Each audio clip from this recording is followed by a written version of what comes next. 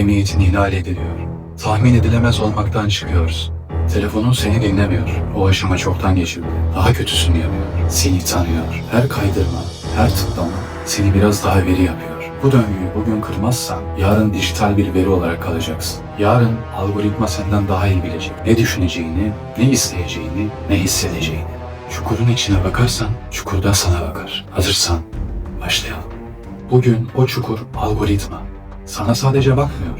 Seni kaydediyor, seni analiz ediyor, seni yeniden yazıyor. Her kaydırışın bir veri. Her beğenin bir itiraf. Her tıklaman bir teslimiyet.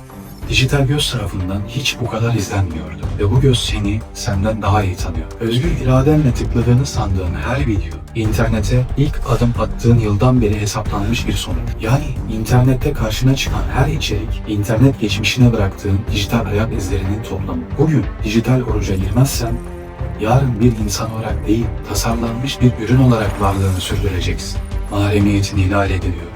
Tahmin edilemez olmaktan çıkıyoruz. Her tıklama, özgür iraden değil, algoritmanın sana sunduğu seçeneklerden biri. Ve şimdi bu tabloya tek bir isim koyacağız. Algoritmik nefs. Tasavvufta nefs, insanı aşağı çeken içsel iştahdır. Sürekli ister, sürekli tüketir, asla doymaz. İmam Gazali nefsi vahşi bir hayvana benzetir.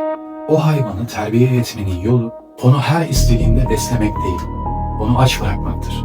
Onu aç bırakıp izginlemektir. 2026'da bu vahşi hayvanın bir ortağı var. Algoritma. Algoritma senin neye güldüğünü, neye öfkelendiğini, neyi arzuladığını, neye korktuğunu bilir. Sonra sana tam o noktadan saldırır. Çünkü şu an algoritma nefsi besleyen en hızlı yapıdır. Burada dijital oruç, Gazali'nin öğretisiyle birebir örtüşür. Algoritmaya nefs dersek, o halde algoritmayı aç bırakmak nefsini dizginlemektir. Seni nefsinden uzak tutar. Algoritmayı verilerle beslemeyi kestiğinde senin üzerindeki hakimiyeti zayıflamaz sadece, ölür. Çünkü o güç senin verdiğin veriyle ayakta olur. Kanalın ilk videosunda söylediğimiz gibi senin dijital versiyonun çoktan oluşturuldu. Sen izlediğin tüm içeriklerinin toplamısın. Algoritma seni çoktan klonladı. Burada tasavvufi bir benzerlik var. Ve çok sert. Soruyorum, dijital ayak izi kutsal yazıtlarda yazan bir şeyi size anımsattı mı? Söyleyin. Amel defteri. Amel defteri. Aynı zamanda İnfitar Suresi ayet 11'de şerefli kaydedicilerden bahseder. Şerefli kaydediciler insanın izlerini yazar. Algoritmalar da yazıyor. Hem de saniye saniye. Sosyal medyaya kendi adına kayıt olduğun günden beri 10 ila 15 yıldır iz bırakıyoruz. Bu süre bir insanı modellemek için fazlasıyla yeterli. 5 yıl sonra bir şirket özgeçmişine değil, dijital ayak izine bakacak. Çünkü senin ne söylediğin değil, ne yaptığın daha kıymetli bir veri. Sen internette artı 18 izlersen, karşına hep artı 18'ler çıkar. Futbola düşkün biriysen, karşına hep futbol maçları çıkar. Tekno tasavvufu düşünen birisi olup, tıpkı bu videonun karşına çıktığı gibi. Artık özgeçmişini sen yazmıyorsun. Dijital katipler yazıyor. Ve Dabbetulaz videosunda söylediğimiz şey tam olarak buydu. Seni senden daha iyi tanıyan bir sistem var. Sen daha karar verdiğini sanarken aslında önüne sunulan seçeneklerden birini seçmiş olman gibi. Gerçek can sıkıntısını hatırlıyor musun? Hiçbir şey yapmadan durabildiğin zaman o alan bir düşünce üretirdi. O boşluk sezgiler doğurur. Şimdi o boşluk yok. Bir insan sıkılmadan önce kaydırıyor. Bir insan düşünmeden önce izliyor. Bir insan hissetmeden önce tüketiyor. Bu sadece bir bağımlılık değil. Bu bir irade erozyonu. Kendi iç sesini sandığın şey, çoğu zaman maruz kaldığın dijital gürültünün bir yankısı.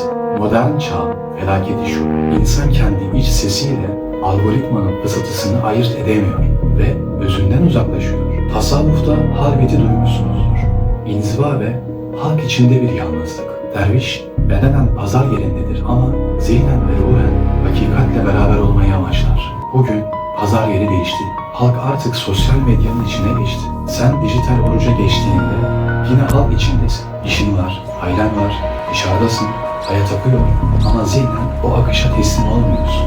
Öyleyse günümüzde dijital oruca girmek modern bir halvet olur. Kalabalığın içindesin ama modern algoritmaya teslim değilsin. Akış seni sürüklemiyor. Sen akışın dışında olmayı tercih ediyorsun. En azından bir müddet. Bu kaçış değil, zihinsel egemenliktir. Tahmin edilemez olmaktır. Öngörülemez olmaktır. Dolayısıyla zihinsel egemenliktir. Eskiler sükutun heybeti kelamın şiddetinden üstündür derdi. Bugün o sükut bildirimleri kapatmaktır. Dijital oruç telefonu kapatmak değildir. Algoritmanın seni okuma hızını bozmak demektir. Sistem seni alışkanlıkların üzerinden tanır. Rutinini kırdığında model şaşar. Buradaki sessizlik bir boşluk değil, bir kendini savunma moduna geçiştir. Bildirimler kapandığında sadece ses kesilmez. İçeri giren telkin ve nefsin dışarıdan beslenme hattı kesilir. Gerçek özgürlük tahmin edilemez olmaktır. Tasavvufa göre insan sınırsız bir potansiyeldir. İnsan sadece bugünkü yaptığı seçimlerden ibaret değildir. Algoritmalar ise insanı tanımlı bir kaba sokmaya çalışır. Belli içerikler, belli tepkiler, belli alışkanlıklar, daha az sürpriz, daha fazla kontrol. Tahmin edilebilir olmak makineleşmektir. Tahmin edilemez olmak ruhun özgürlüğüdür. Dijital oruçla rutinini kıran insan belirlenmiş bir veri setinden çıkar ve insan olma onurunu geri kazanır. Unuttuğu değerleri geri hatırlar. Çünkü o anda sen sistemin hesapladığı biri olmaktan çıkarsın. Sistemin hesaplayamadığı biri olmaya başlarsın. Bu videoyu kapattığında ne yapacaksın? Refleks olarak başka bir videoyu mu açacaksın? Yoksa birkaç gün sessiz kalabilecek misin? Ben telefonları kapatıp ormanda koşmaktan bahsetmiyorum. Gerçek özgürlük tahmin edilemez olmaktır. Bunu hatırla. Bazen en azından birkaç gün dijital oruca geçip kendinle baş başa kalmaktan bahsediyorum. Çünkü aynan seni çok özledi. Evin diğer odaları seni çok özledi. Güneş ona bakmanı, bulutlar kafanı yukarı kaldırmanı özledi. Ağaçlar ona dokunmanı özledi. İlham meleklerin seni tam orada bekliyor. Unuttuğun sen seni çok özledi. Unuttuğun seni tekrar hatırlaman dileğiyle. Bugünkü mürekkebimiz bu kadar. Ben Katip Kurtuluş. Bir sonraki nokta görüşmek üzere.